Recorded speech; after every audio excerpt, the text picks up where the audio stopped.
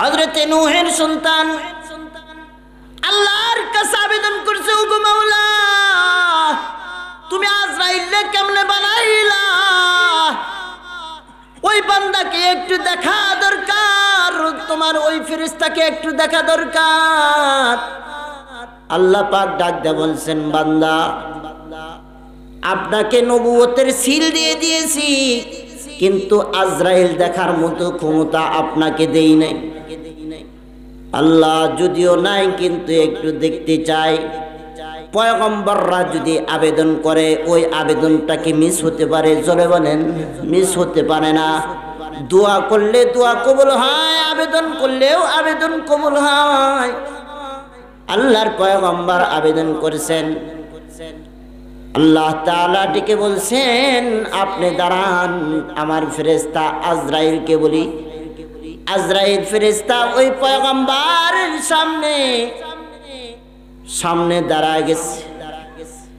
যেই একটা চেহারা আজরাইলের মুখের দিকে তাকাইছে, তাকানোর সাথে সাথে পয়গম্বরের চেহারা আজরাইলের চেহারা দেখে দেখে এমন ভয়ঙ্কর আকৃতি দেখেছে, দেখার সাথে সাথে বেহুশ হয়ে গেছে।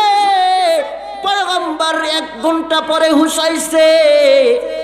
ডেকে ডেকে বলেন, পয়গম্বর আপনি কেন বেহুশ হয়ে গেলেন?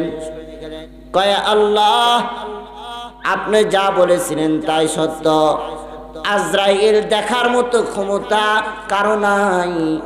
এই কারণেই বাবা এমন ভয়ঙ্কর চিত্র দিয়ে আজরাইলের দেহটাকে সাজাইছি। আর যদি দুনিয়াতে কোনো শাস্তি গুনার প্রায়শ্চিত্ত যদি না হয়, আজরাইলের অবস্থাও যদি আল্লাহ পাক মৃত্যুর সামনে, মৃত্যু ব্যক্তির সামনে যদি দেয়, ওটাই কিন্তু আল্লাহর রহম ছাড়া ওই বান্দা জাহান্নামে যাওয়ার কারণ হয়ে যাবে। নাউজুবিল্লাহ, ওটাই কারণ হবে। এমন ভয়ঙ্কর সৃষ্টি দিয়ে, চেহারা দিয়ে, কেমন ভয়ঙ্কর চেহারা। হুশ আসার পরে ডাকতে বলছেন, আল্লাহর পয়গম্বর বেহুশ কেন হইলেন? বেহুশ কেন হইলেন?